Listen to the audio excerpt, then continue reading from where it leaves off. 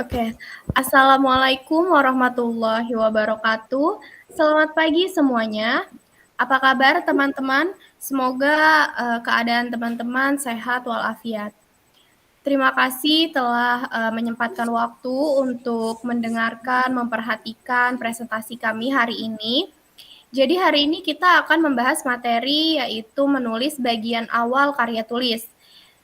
Nantinya akan disebutkan apa aja sih isi dari bagian awal karya tulis. Oh ya, sebelum kita simak materinya, alangkah baiknya kita perkenalan dulu nih. Jadi dari kelompok 5 itu beranggotakan yaitu yang pertama Ahdiani Hoironika, yang kedua Rafika Zahra, dan yang ketiga Rian Amdika Putra. Untuk materi awal akan dibacakan oleh rekan saya, Rian Amdika Putra. Kepada Kak Rian, dipersilahkan. Terima kasih atas waktunya.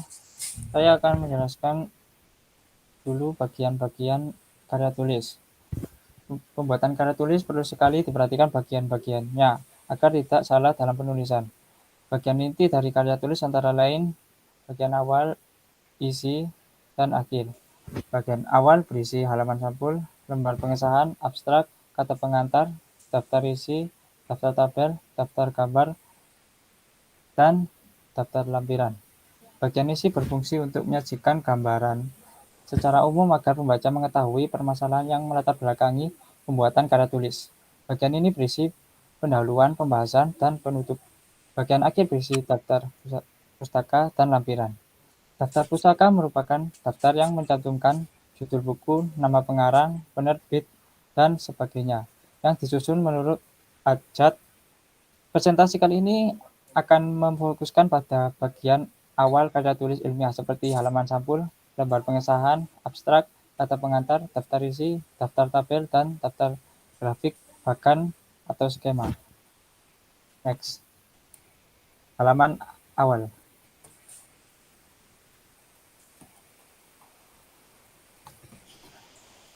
Halaman sampul karya ilmiah berisi judul laporan secara lengkap dan ditulis dengan huruf kapital. Jenis karya tulis, nama lengkap, dan NIM. Lambang instansi, nama lengkap, instansi, dan tahun. Semua ditulis dengan huruf kapital dan disusun secara simetris. Menurut Rosidi tahun 2009 nomor 93. Format penulisan sampul adalah huruf kapital dengan satu spasi, berwarna hitam, dan menggunakan rata tengah. Penulisan judul dengan menggunakan huruf kapital tipe Times New Roman atau Arial ukuran 18. Judul disusun seperti piramida terbalik jika lebih dari satu baris.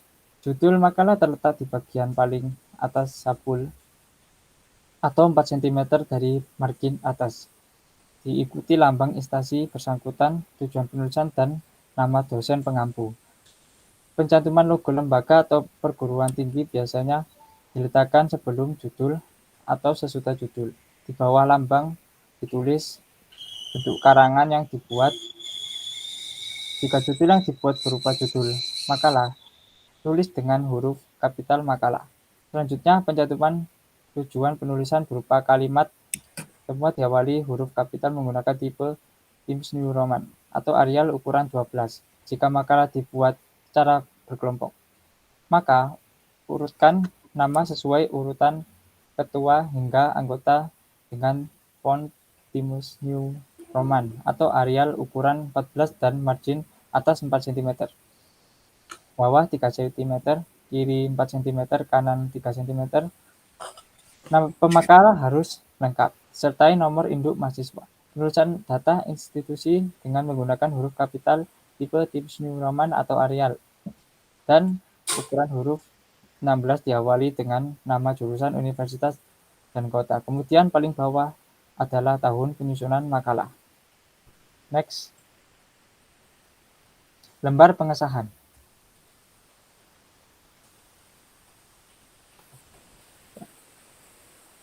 Halaman pengesahan disediakan untuk mencantumkan nama-nama dosen pembimbing, nama ketua, jurusan, dan nama dekan yang bertanggung jawab akan kesahihan karya ilmiah. Ada tidaknya halaman pengesahan bergantung pada kelaziman perguruan tinggi masing-masing. Jenis-jenis istilah yang tercantum dalam halaman pengesahan bergantung pada kebiasaan yang berlaku di lingkungan masing-masing, seperti istilah pembimbing, pembaca, dan penanggung jawab. Semua awal kata yang tercantum dalam halaman pengesahan dituliskan dengan huruf kapital. Menurut Arifin 2004 nomor 45. Next. Lembar persetujuan. Halaman persetujuan merupakan halaman yang berisikan persetujuan dari pembimbing penelitian terhadap proses, hasil dan laporan penelitian siswa. Dalam halaman ini berisi judul penelitian, nama penelitian, terdapat kami telah menyetujui, tempat, tanggal, bulan, tahun, serta nama pembimbing. Next. Abstrak. Abstrak merupakan ringkasan isi sebuah karya tulis ilmiah yang ditujukan untuk membantu pembaca agar dapat dengan mudah dan cepat melihat tujuan dari penulisannya. Menurut D. tahun 1979 dalam Indra di tahun 2006 nomor 16. Abstrak tulisan ilmiah harus menyatakan tujuan utama, menerangkan bahan dan metode yang dipakai, meringkas hasil, dan menyatakan kesimpulan utama. Abstrak memuat tema, maksud, dan kesimpulan. Fungsi abstrak sebagai petunjuk ke depan bagi pembaca tentang isi karangan. Pembaca dapat menentukan secara cepat apakah ia perlu atau harus membaca seluruh artikel. Kemudahan bagi pengumpulan abstrak dalam menerbitkan indeks petunjuk di dalam dunia akademik. Tulisan pendek ini digunakan oleh institusi, lembaga, organisasi pendidikan sebagai informasi awal atas sebuah penelitian ketika dimasukkan dalam jurnal, konversi, lokakarya, atau yang sejenisnya. Kata abstrak ditulis di bagian tengah halaman dengan huruf kapital, simetris dibatasi atas bidang pengetikan dan tanpa tanda titik. Teks abstrak disajikan secara padat, intisari tulisan yang mencakup latar belakang, masalah yang diteliti, metode yang digunakan, hasil yang diperoleh, dan simpulan. Sebuah abstrak ditulis dalam satu paragraf yang menerangkan keseluruhan isi tulisan secara singkat dan jelas. Idealnya, sebuah paragraf terdiri dari 150 sampai 200 kata, namun pertimbangan jumlah kata yang paling tepat dalam penulisan skripsi, tesis, ataupun disertasi biasanya tergantung pada pertimbangan pandangan pembimbing yang mendampingi seorang mahasiswa dalam penulisannya. Pada next selanjutnya akan dijelaskan oleh rekan kami. Baik, terima kasih. Untuk selanjutnya ada riwayat hidup. Riwayat hidup adalah catatan singkat tentang gambaran diri sang penulis. Selain berisi data pribadi, gambaran diri tersebut tidak harus berisi keterangan tentang pendidikan atau keahlian dan pengalaman saja. Dengan data tersebut, riwayat hidup akan memberikan gambaran seseorang. Boleh next. Untuk selanjutnya ada kata pengantar. Kata pengantar adalah bagian makalah yang berfungsi mengantarkan pembaca pada permasalahan yang akan dibahas dalam sebuah makalah.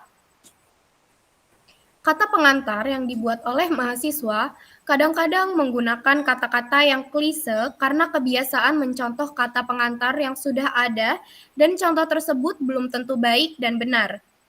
Selain bersifat klise, kalimat yang digunakan juga tidak memiliki penalaran. Dalam kata pengantar diuraikan yaitu yang pertama ungkapan rasa syukur penulis, identitas makalah yaitu berisi judul dan tujuan penulisan yang tercantum dalam lembar judul, lalu ada uraian singkat isi makalah, ucapan terima kasih kepada pihak-pihak yang telah turut membantu penulisan karya ilmiah, harapan penulis, tempat, tanggal, dan nama penulis. Tulisan kata pengantar diketik dengan huruf kapital, simetris di batas atas bidang pengetikan dan tanpa tanda titik. Teks kata pengantar diketik dengan jarak 2 spasi.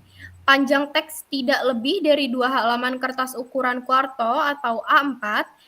Pada bagian akhir teks, pojok kanan bawah dicantumkan kota, bulan, tahun, dan penulis. tanpa menyebutkan nama terang. Boleh, next. Untuk selanjutnya ada daftar isi. Daftar isi merupakan lembaran halaman yang menjadi petunjuk isi buku beserta nomor halaman.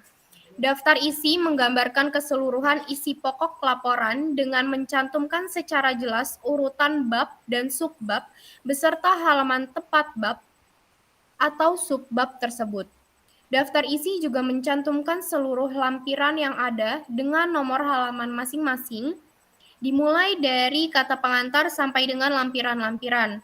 Fungsi daftar isi sendiri yaitu memudahkan pembaca untuk mencari topik utama atau materi apa yang dibahas dalam tiap halaman.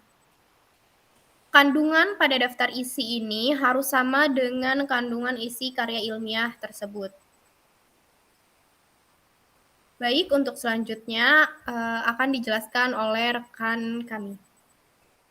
Baik, terima kasih. Untuk yang selanjutnya ada daftar tabel. Karya ilmiah yang lengkap, selain menganalisis data dengan seksama juga mencantumkan tabel yang merupakan gambaran nyata analisis masalah. Nama-nama tabel yang tercantum di dalam karya ilmiah akan dimuat dalam daftar tabel. Nama-nama tabel diberi nomor dengan angka Arab dan dituliskan dengan huruf kapital pada semua awal katanya, kecuali kata penghubung. Cara penulisan daftar tabel adalah sebagai berikut. Kata daftar tabel ditulis dengan huruf kapital tanpa ada tanda baca dan ditulis di tengah-tengah. Nama tabel diberi nomor dengan angka Arab dan ditulis dengan huruf kapital pada setiap awal kata, kecuali di, dan, ke, dari, yang, dan untuk, menurut Arifin. Yang selanjutnya ada daftar grafik, bagan, atau skema. Daftar grafik, bagan, atau skema merupakan salah satu bagian dari daftar isi yang berfungsi untuk menampilkan grafik, bagan, atau skema, yang berkaitan pada uraian dalam isi karya ilmiah. Penulisan daftar grafik, bagan, atau skema pada dasarnya hampir sama dengan penulisan daftar tabel. Daftar ini dibuat jika dalam suatu karya ilmiah terdapat lebih dari satu grafik, menurut Arifin. Yang terakhir ada daftar lampiran. Daftar lampiran berisi urutan halaman judul lampiran. Format daftar lampiran dibuat sama seperti daftar gambar dan daftar tabel. Selanjutnya saya kembalikan kepada moderator. Baik, terima kasih teman-teman atas presentasinya. Sekian materi presentasi dari kelompok 5. Jika ada pertanyaan, boleh disampaikan pada kolom komentar. Kurang lebihnya, mohon maaf. Wassalamualaikum warahmatullahi wabarakatuh.